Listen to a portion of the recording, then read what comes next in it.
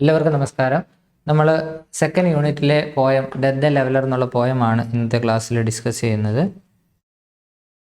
ഈ പോയം ചെറിയൊരു പോയം ആയതുകൊണ്ട് അപ്രീസിയേഷൻ ചോദിക്കാനുള്ള സാധ്യത വളരെ കുറവാണ്. എങ്കിലും ഈ പോയത്തിൽ നിന്ന് ചോദ്യമില്ലാത്ത എക്സാമുകൾ വളരെ കുറവാണ്. ഈ പോയവുമായിട്ട് ബേസ് ചെയ്ത് ടൈറ്റിൽ ചോദിക്കാം. ഡെത്ത് ദ ലെവലർ എന്നുള്ള ടൈറ്റിൽ. ഈ പോയത്തിൻ്റെ തീം ബേസ് ചെയ്തിട്ട് ചോദ്യം ചോദിക്കുക. ഈ പോയത്തിൻ്റെ ലൈൻസ് തന്നിട്ട് ഫിഗേഴ്സ് ഓഫ് സ്പീച്ച് ചോദിക്കാം. ഒരു എക്സാമിന് ഒരു ചോദ്യമാണ് which are the figures of speech used in the poem death the leveller. ഒരു പോയവും തന്നിട്ടില്ല, ലൈൻസും തന്നിട്ടില്ല. 3 മാർക്കിൻ്റെ ചോദ്യമാണ്. അത്രയും ഫിഗേഴ്സ് ഓഫ് സ്പീച്ച് ഈ പോയത്തിലുണ്ട്. പിന്നെ കോംപ്രിഹെൻഷൻ ക്വസ്റ്റ്യൻസ് ചോദിക്കാം. പോയത്തിൻ്റെ ലൈൻസ് തന്നിട്ട് ക്വസ്റ്റ്യൻ എഴുതാനായിട്ട് ചോദിക്കാം. ഡെത്ത് ദ ലെവലർ എന്നുള്ള പോയം എഴുതിയ ആളുടെ പേര് ജെയിംസ് ഷേർലി എന്നാണ്. ജെയിംസ് ഷേർലി, ഓർത്തിരിക്കുക, ജെയിംസ് ഷേർലി. ജെയിംസ് ഷേർലി അറിയപ്പെടുന്നത് he is known as the last of the Elizabethans എന്നാണ്. The last of the Elizabethans. അതെന്തിനാണ് അദ്ദേഹത്തെ ലാസ്റ്റ് ഓഫ് ദി എലിസബതൻസ് എന്ന് വിളിക്കുന്നത്? ബിക്കോസ് എലിസബത്തൻ കാലഘട്ടത്തിലെ വില്യം ഷേക്സ്പിയർ ഒക്കെ ജീവിച്ചിരുന്ന ആ കാലഘട്ടത്തിലെ എലിസബത്തൻ റൈറ്റേഴ്സിൻ്റെ കൂട്ടത്തിൽ ഏറ്റവും അവസാനം, എലിസബത്തൻ കാലഘട്ടത്തിൻ്റെ ഏറ്റവും അവസാനം വരെയും കണ്ടിന്യൂ ചെയ്ത ഒരു റൈറ്ററാണ് ജെയിംസ് ഷേർലി എന്ന് പറയുന്നത്. അദ്ദേഹം എഴുതി തുടങ്ങുന്നത് എലിസബത്തൻ കാലഘട്ടത്തിൻ്റെ പീക്ക് ടൈമിലാണ്. എലിസബത്തൻ കാലഘട്ടം എൻഡ് ചെയ്യുമ്പോഴത്തേനുള്ള മെയിൻ റൈറ്റേഴ്സിൽ ഒരാളായിരുന്നു ജെയിംസ് ഷേർലി. അതുകൊണ്ടാണ് അദ്ദേഹത്തെ തൊട്ടടുത്ത കാലഘട്ടത്തിൽ ഉൾപ്പെടുത്തുന്നില്ല, എലിസബത്തൻ കാലഘട്ടത്തിൽ തന്നെ ഉൾപ്പെടുത്തുന്നത്. അതുകൊണ്ടാണ് he is known as the last of the Elizabethans എന്ന് പറയുന്നത്. ഇനി ഡെത്ത് ദ ലെവലർ എന്നുള്ള poem it is a funeral song. Funeral song എന്താ? ചരമഗീതമാണ്. It is a funeral song. Death the leveller എന്നുള്ളത് ഒരു ചരമഗീതമാണ്. അപ്പോൾ ഡെത്ത് ദ ലെവലർ എന്നുള്ള ടൈറ്റിലിനെ പറ്റി നമുക്ക് എന്തൊക്കെ പറയാം? Death is the leveller. Death levels between. Death എന്തിനെയൊക്കെയാണ് ലെവൽ ചെയ്യുന്നത്? ഡെത്ത് ലെവൽസ് ബിറ്റ്വീൻ, നോക്കിക്കേ, ദ റിച്ച്, ഡൈക്കോട്ടമീസ് ആണ്. The rich and the poor, the strong and the weak, the king and the common man, then man and woman. So death levels between the high and the low, the rich and the poor, the king and the common man, the high class and the low class, the strong and the weak, the powerful and the weak, man and woman. ഇങ്ങനെ ലോകത്തിൽ എവിടെയൊക്കെ dichotomy ഉണ്ടോ, എവിടെയൊക്കെ distinguish ചെയ്യുന്നുണ്ടോ, അതിനെയൊക്കെ equal ആക്കുന്ന ഒരു കാര്യമാണ് death. Death the leveller. Death is the leveller. It is a metaphor. Death is called the leveller. At the same time it is a personification as well. ഒരു ഹ്യൂമൻ ആട്രിബ്യൂട്ട് ഡെത്തിന് കൊടുത്തിരിക്കുകയാണ്. അതുകൊണ്ട് അതൊരു personification. So the title itself contains 2 figures of speech at the same time. The title is a metaphor, whereas death is called the leveler. At the same time it is a person. It's an instance of, it's an example of personification. So let's look at the point. There are 3 stanzas. Let me read the first stanza. The glories of our blood and state are shadows. The glories of our blood and state are shadows, not substantial things. There is no armor against fate. Death lays his icy hand on kings. Scepter and crown must tumble down, and in the dust be equal made with the poor crooked scythe and spade.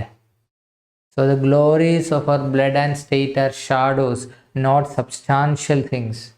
There is no armor against fate. Death lays his icy hands on kings. Scepter and crown must tumble down, and in the dust be equal made with the poor crooked scythe and spade.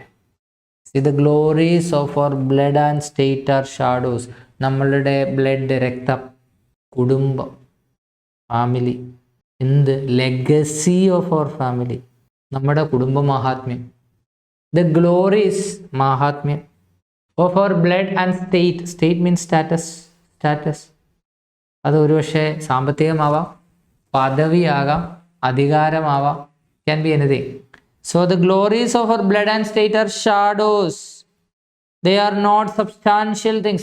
They are not permanent. They won't stay forever. The glory of our blood and state, they won't stay forever. or status, it does not stay forever.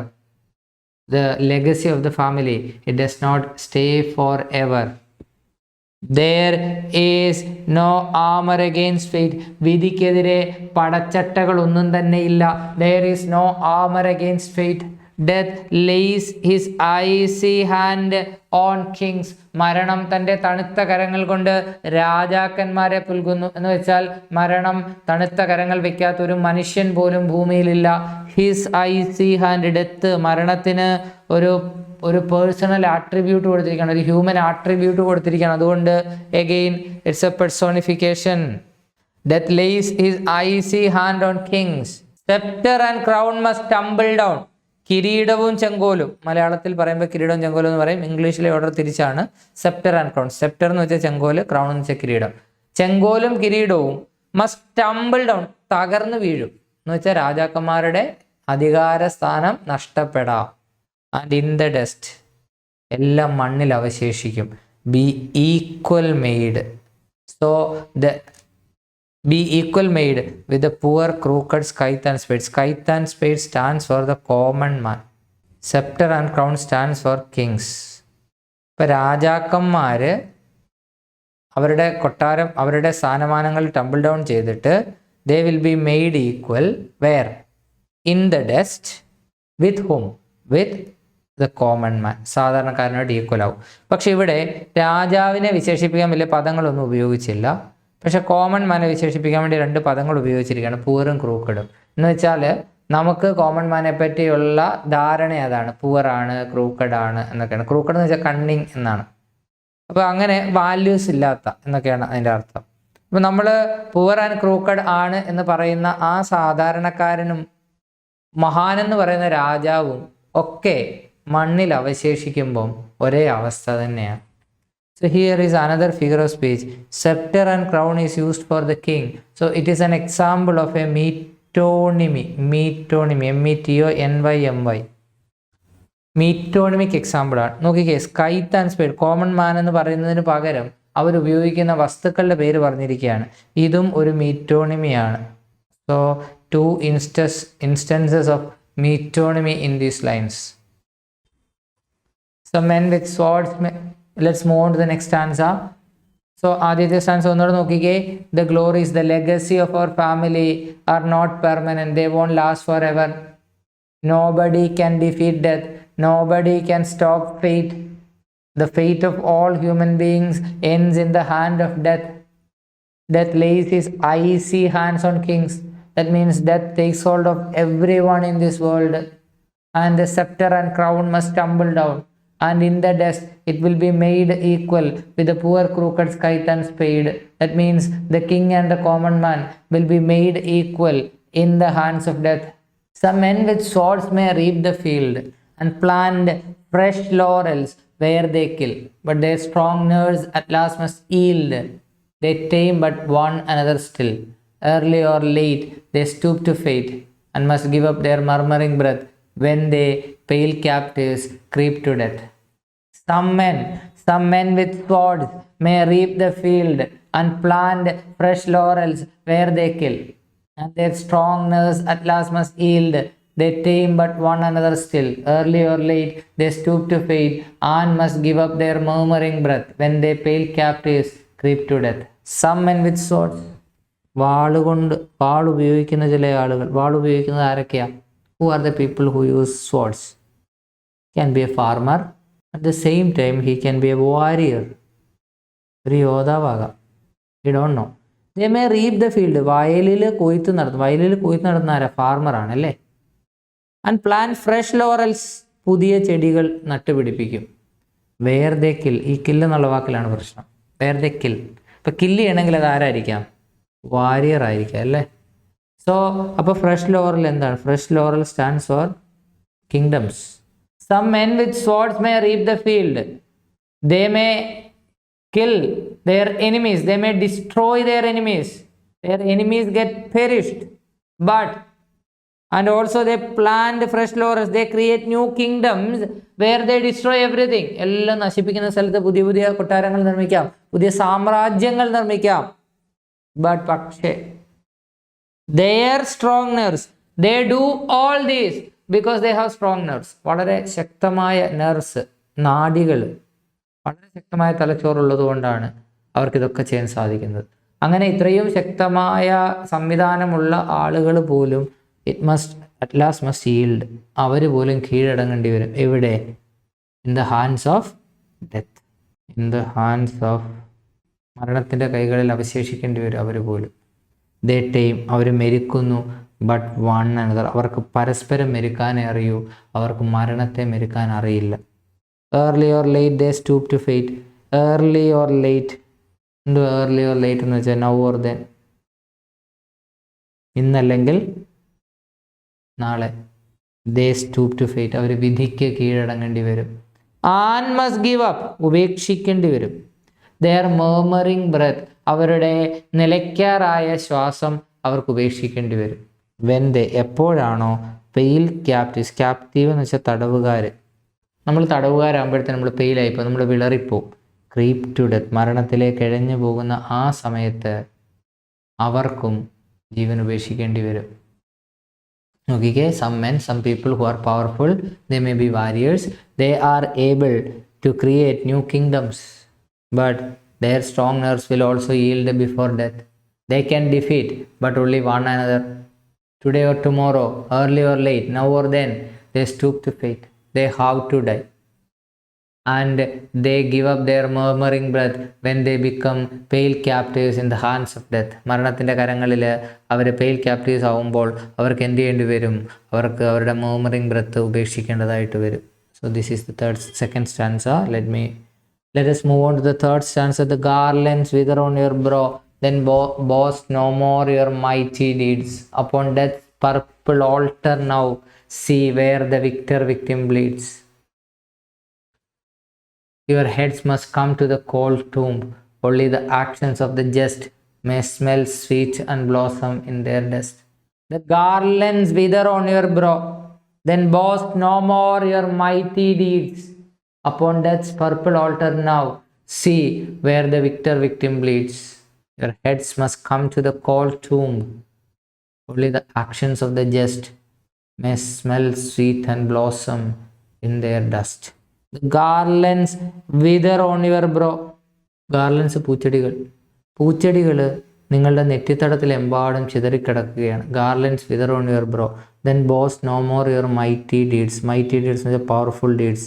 നിങ്ങൾ ചെയ്ത വലിയ വലിയ കാര്യങ്ങൾ പറയുന്നത് കൊണ്ട് ഒരു കാര്യവുമില്ല. Why? Because garlands wither on your brow, നിങ്ങൾ മരിച്ചു കിടക്കുകയാണ്, നിങ്ങളുടെ നെറ്റിത്തടത്തിലെമ്പാടും പൂക്കൾ വിതറിയിട്ടിരിക്കുകയാണ്. Then what is the point in praising you? നിങ്ങളെ പുകഴ്ത്തുന്നതിൽ എന്ത് കാര്യം? What is the point in saying that you have done so many mighty things? നിങ്ങൾ മഹത്തായ കാര്യങ്ങൾ ചെയ്തു എന്ന് പറയുന്നതിൽ എന്ത് കാര്യം? Because now you are dead. Upon death's purple altar now, നിങ്ങൾ മരണത്തിൻ്റെ പർപ്പിൾ നിറത്തിലുള്ള അൾത്താരയിലാണ്. മരണവുമായിട്ട് അസോസിയേറ്റ് ചെയ്ത് വരുന്ന കളറുകളെല്ലാം മങ്ങിയ കളറുകളായിരിക്കും, വയലറ്റുമായിട്ട് ബന്ധമുള്ള കളറുകളായിരിക്കും, അല്ലെങ്കിൽ കറുപ്പുമായിട്ട് ബന്ധമുള്ള കളറുകളായിരിക്കും. See where the victim bleeds. The victim bleeds in the hands of death. Victor ആരാ? വിക്ടറി നേടിയ ആൾ. വിക്ടിം ആരാ? ബലിയാട്. രണ്ട് ഓപ്പോസിറ്റ് വേർഡ്സ് ഒരുമിച്ച് ഉപയോഗിച്ചിരിക്കുകയാണ്. വിക്ടിം എന്ന് വെച്ചാൽ സാധാരണ ഒരു നെഗറ്റീവ് വേർഡാണ്, ബലിയാട് എന്നാണ് അർത്ഥം. ഇവിടെ വിക്ടം എന്ന് പറഞ്ഞു, വിക്ടറി നേടിയ ബലിയാട്. രണ്ട് ഓപ്പോസിറ്റ് വേർഡ്സ് യൂസ് ചെയ്തിരിക്കുന്നത് കൊണ്ട് ഈ ഫിഗർ ഓഫ് സ്പീച്ചിനെ നമ്മൾ ഓക്സിമറോൺ എന്ന് വിളിക്കും. OXYMORON, ഓക്സിമറോൺ. So the victim, the one who managed to win in his life, will also die in the hands of death, will also be caught by death. Your heads must come to the cold tomb. The tomb എന്ന് വായിക്കുന്ന tomb. നിങ്ങളുടെ ശിരസ്, it must come to the cold tomb. അത് നിങ്ങളുടെ ശിരസ് ശവകുടീരത്തിലേക്ക് വരും. Called tomb, നല്ല തണുത്തുറഞ്ഞ ശവകുടീരത്തിലേക്ക് വരും. നിങ്ങളും മരണപ്പെടും എന്നാണ്. Only the action, ഇതാണ് ഈ രണ്ട് ലൈൻസ് ആണ് ഈ പോയത്തിൻ്റെ theme. Only the actions of the just smell sweet and blossom in their dust. നന്മ നിറഞ്ഞ പ്രവൃത്തി ചെയ്ത ആളുകളുടെ പ്രവൃത്തികൾ മാത്രം it will be remembered for ever. Only the actions of good people will be remembered for ever. നന്മ നിറഞ്ഞ പ്രവൃത്തികൾ ചെയ്തവരുടെ ആക്ഷൻസ് മാത്രം എല്ലാ കാലവും ഓർമ്മിക്കപ്പെടും. Let's move on to the summary. James Shirley, the last of the Elizabethans, was a prolific writer. മഹാനായ എഴുത്തുകാരനായിരുന്നു, dramatist ആയിരുന്നു. ചെറിയ പോയംസ് ഒക്കെ ആ കാലയളവിൽ ഡ്രമാറ്റിസ്റ്റുകൾ എഴുതുമായിരുന്നു. The Leveler is a funeral song. ഇത് ഒരു ചരമഗീതമാണ്, written by Shirley. James Shirley എഴുതിയ ഒരു ചരമഗീതമാണ്. Death is the leveler. മരണം ലെവലറാണ്. Which levels between the rich and the poor. പണക്കാരനെയും പാവപ്പെട്ടവനെയും. The high and the low. High ക്ലാസ്സിനെയും ലോ ക്ലാസ്സിനെയും. The king and the common man. രാജാവിനെയും സാധാരണക്കാരനെയും. The powerful and the weak. ശക്തനെയും ദുർബലനെയും. Man and woman. പുരുഷനെയും സ്ത്രീയെയും എല്ലാം മരണം ലെവൽ ചെയ്യും. The poet speaks about the vanity. Vanity എന്ന് വെച്ചാൽ പൊങ്ങച്ചം, അർത്ഥമില്ലാഴുക. ഇംപെർമനൻസ്, അസ്ഥിരത. The poet speaks about the vanity and impermanence of earthly glory and power. ഭൂമിയിലെ മഹത്വത്തിൻ്റെയും പവർ, അധികാരത്തിൻ്റെയും ഒക്കെ നശ്വരതയെ പറ്റിയാണ്, അസ്ഥിരതയെ പറ്റിയാണ്, പൊങ്ങച്ചത്തെ പറ്റിയാണ് കവി ഇവിടെ സംസാരിക്കുന്നത്. നോക്കിക്കേ, James Shirley, the last of the Elizabethans, was a prolific writer. Death the Leveler is a funeral song written by Shirley. Death is the leveler which levels between the rich and the poor, the high and the low, the king and the common man, the powerful and the weak, and man and woman. The poet speaks about the vanity and impermanence of earthly glory and power. കുറച്ച് കാണാൻ പഠിക്കണേ. The glories of our blood and state are mere shadows. നമ്മളുടെ സ്റ്റാറ്റസും നമ്മളുടെ കുടുംബ മഹിമയും ഒക്കെ വെറും നിഴലുകൾ മാത്രം. Nobody can stand against fate. ആർക്കും മരണത്തിനെതിരെ നിൽക്കാൻ പറ്റില്ല. Death conquers all. മരണം എല്ലാവരെയും കീഴടക്കും. Even the most powerful king. ഏറ്റവും ശക്തനായ രാജാവിനെ പോലും മരണം കീഴടക്കും. Death is the leveler which makes everyone equal. എല്ലാവരെയും തുല്യരാക്കുന്ന ലെവലറാണ് മരണം എന്ന് പറയുന്നത്. Death is the leveler which makes everyone equal. എല്ലാവരെയും തുല്യരാക്കുന്ന ലെവലറാണ് മരണം എന്ന് പറയുന്നത്. The people who reap the fields with their swords become weak long after. തങ്ങളുടെ വാൾ ഉപയോഗിച്ച് പാടങ്ങളിൽ കൊയ്ത്ത് നടത്തുന്നവർ they become weak long after. ഒരുപാട് കാലം കഴിയുമ്പോൾ അവരും ദുർബലരാവും. They also stoop before fate. വിധിക്ക് മുമ്പിൽ അവരും കീഴടങ്ങും. And become captives in the hands of death. മരണത്തിന് മുമ്പിൽ ക്യാപ്റ്റീവ്സ് ആവും, തടവുകാരാവും. It does not matter who you are. നിങ്ങൾ ആരാണെന്നുള്ളതിൽ ഒരു കാര്യവുമില്ല. Your life will end up in the hands of death. നിങ്ങളുടെ ജീവിതം മരണത്തിൻ്റെ കരങ്ങളിൽ അകപ്പെടും. So the glories of our blood and state are mere shadows. Nobody can stand against fate. Death conquers all, even the most powerful kings. Death is the leveler which makes everyone equal. And the people who reap the field with their swords become weak long after. They also stoop before fate and they become captives in the hands of death. It does not matter who you are. Your life will end up in the hands of death. ഇത്രേ ഉള്ളൂ ഈ പോയത്തിൻ്റെ summary എന്ന് പറയുന്നത്. That is a problem with this poem. വലിച്ചു നീട്ടാമെന്നുള്ളതേ ഉള്ളൂ. Theme, if you lived a good life. നിങ്ങളൊരു നല്ല ജീവിതം ജീവിച്ചിരുന്നെങ്കിൽ. ഇങ്ങനെ തീമെന്നൊന്നും എഴുതിയിട്ട് അപ്രീസിയേഷൻ എഴുതണ്ട. അപ്രീസിയേഷൻ ചോദിക്കുകയാണെങ്കിൽ ഡയറക്റ്റ് എഴുതുക കേട്ടോ. If you lived a good life, if your actions were just. നിങ്ങളുടെ പ്രവർത്തികളൊക്കെയും നീതി നിറഞ്ഞതായിരുന്നു എങ്കിൽ. The goodness of your actions. നിങ്ങളുടെ ആക്ഷൻ്റെ നന്മ. May smell sweet and blossom in their dust. അത് നിങ്ങളെ അടക്കിയിരിക്കുന്നിടത്ത് നിങ്ങളുടെ ജീവിതകാലം കഴിഞ്ഞാലും അതെന്നും ഓർമ്മിക്കപ്പെടും. എന്താ? ദ ആക്ഷൻസ് ഓഫ്, സിമ്പിളാണ്. The actions of good people. നല്ല ആളുകളുടെ actions will be remembered for ever. എന്നെന്നും ഓർമ്മിപ്പിക്കപ്പെടും. Remembered for ever. ഇപ്പോൾ ഇതിലെ ഫിഗേഴ്സ് ഓഫ് സ്പീച്ച് ആണ്. ഇപ്പോൾ അപ്രീസിയേഷൻ എഴുതുമ്പോൾ നമ്മൾ കൂടുതൽ ഉപയോഗിക്കേണ്ടത്. Title death the leveller itself is a metaphor. അതൊരു മെറ്റഫറാണ്. The poet personifies death. മരണത്തെ പെർസോണിഫൈ ചെയ്യുന്നു. It is evident when he says death lays his icy hands on kings. മരണം തൻ്റെ തണുത്ത കരങ്ങൾ വെക്കുന്നു എന്ന് പറയുമ്പോൾ തന്നെ മരണത്തിൻ്റെ കരങ്ങളുണ്ട്. ഹിസ് എന്നുള്ള വാക്ക് ഉപയോഗിക്കുന്നു. So it's a personification. The poet makes use of the figure of speech metonymy use ചെയ്യുന്നു. By using the expression sceptre and crown for the king. Here we have expressions sceptre and crown for the king, scythe and spade for the common man, for the poor, for the common man. അത് മീറ്റോണിമിയുടെ 2 examples ആണ്. The poet uses an oxymoron. ഓക്സിമറോണിൻ്റെ എക്സാമ്പിളാണ് victor, victim. To refer to the person who is awaiting death. മരണത്തെ കാത്തിരിക്കുന്ന വ്യക്തിയെ സൂചിപ്പിക്കാൻ ഉപയോഗിക്കുന്ന വിക്ടർ വിക്ടിം എന്നുള്ള പദം അതൊരു ഓക്സിമറോൺ ആണ്. And the poem follows the rhyme scheme AB. The poem contains couplets like കവിതകളിൽ അങ്ങിങ്ങായിട്ട് കപ്ലെറ്റുകളുണ്ട്. Strong nerves, murmuring breath, pale captives, mighty deeds, victor victims. ഈ കപ്ലെറ്റ്സ് എന്നുള്ളത് മാറ്റിയിട്ട് പെയർ വേർഡ്സ് എന്ന് എഴുതും. കപ്ലെറ്റ് എന്ന് വെച്ചാൽ 2 വരികൾ വരുന്ന റൈം ചെയ്യുന്ന വരികൾ വരുന്നതാണ് നമ്മൾ കപ്ലെറ്റ് എന്ന് പറയുക. So the poem contains pair words like strong nurse, murmuring breath, pale captives, mighty deeds, and victor victim. So the poet uses the adjectives poor and crooked before scythe and spade. Scythe and spade ന് മുമ്പിൽ poor and crooked എന്നുള്ള word use ചെയ്യുന്നു to remind us that even the so-called has the same status of kings in the hands of death. Poor എന്നും crooked എന്നും വിളിക്കുന്ന ആളുകൾക്ക് പോലും, so called അങ്ങനെ വിളിക്കപ്പെടുന്ന ആളുകൾക്ക് പോലും രാജാവിൻ്റെ അതേ സ്റ്റാറ്റസ് ആണ് മരണത്തിന് മുമ്പിൽ എന്നാണ്. The poet makes the reader think of the futility and the vanity of human action. Human ആക്ഷൻ്റെ ഫ്യൂട്ടിലിറ്റി, വ്യർത്ഥത, വാനിറ്റി, പൊങ്ങച്ചം, അതേപ്പറ്റിയാണ് കവി പറയുന്നത്. Death knows no distinction. മരണത്തിന് വേർതിരിവുകളില്ല. Death knows no distinction. It carries away all alike. എല്ലാവരെയും death കൊണ്ടുപോകും. The high and the low, the rich and the poor, and the strong and the weak. അപ്പോൾ ടൈറ്റിലിനെ പറ്റി പറയുമ്പോൾ ഇങ്ങനെയും പറയാം. Death knows no distinction. It carries away all alike. The king and the common man, the strong and the weak, the powerful and the weak, the rich and the poor, man and woman. And James ഷേർലിയെ പറ്റിയുള്ള നമ്മുടെ ടെക്സ്റ്റിൽ തന്നിരിക്കുന്ന നോട്ടാണിത്. James Shirley is known as the last of the Elizabethans പറഞ്ഞാണ്. He was a prolific writer for the stage. അദ്ദേഹം ഒരു നാടകൃത്താണ്.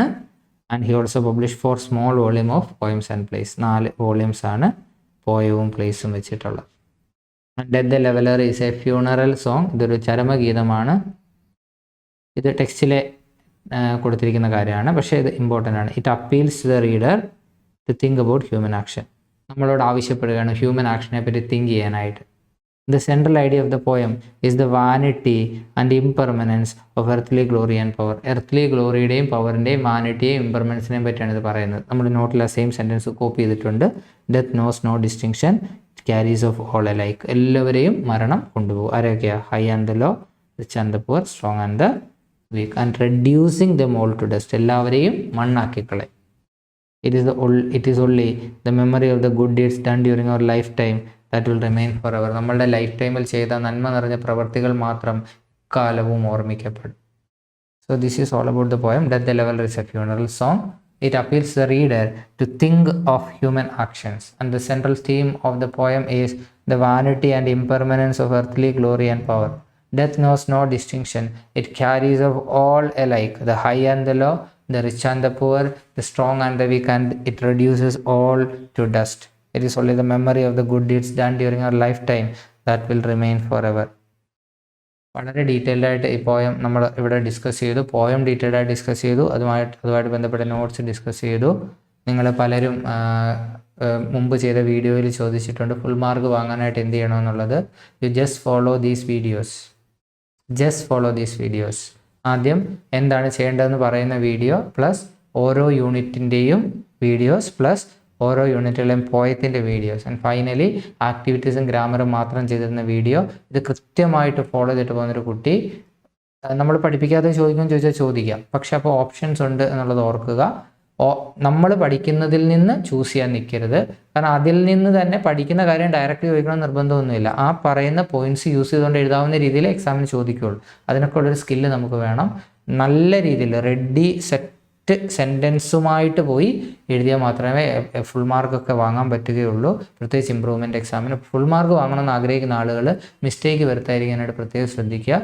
ഗ്രാമറും ആക്ടിവിറ്റീസും ഒക്കെ പ്രത്യേകം നന്നായിട്ട് പഠിച്ചിട്ട് പോവുക. അപ്പോൾ ഒരു 10 വീഡിയോസ് എല്ലാം കൂടി നമ്മളുടെ വീഡിയോസ് 6 യൂണിറ്റുകളുടെ 5 വീഡിയോസ്, ലാസ്റ്റ് 2 യൂണിറ്റ് നമ്മൾ ഒരുമിച്ചായിരിക്കും ചെയ്യുക. പിന്നെ 5 പോയത്തിൻ്റെ വീഡിയോസ്, അത് ഷോർട്ട് വീഡിയോസ് ആയിരിക്കും.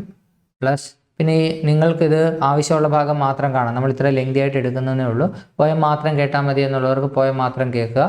എന്നിട്ട് ഈ നോട്ട്സ് സ്ക്രീൻഷോട്ട് എടുത്തിട്ട് അത് വെച്ച് നോക്കുക. ദെൻ ആക്ടിവിറ്റീസും ഗ്രാമറും എടുക്കുന്ന വീഡിയോസ്, അത് ഡീറ്റെയിൽ ആയിട്ട് എടുക്കേണ്ട ക്ലാസ്സുകളിൽ ഡീറ്റെയിൽ ആയിട്ട് തന്നെ എടുക്കും. കാരണം ഗ്രാമർ ഡീറ്റെയിൽ ആയിട്ട് പഠിച്ചാലേ അത് ശരിക്കും എക്സാമിന് യൂസ് ചെയ്യാൻ പറ്റുള്ളൂ. സോ ഇവിടെ സെക്കൻഡ് യൂണിറ്റിലെ പോയം നമ്മൾ വൈൻഡ് അപ്പ് ചെയ്യാം.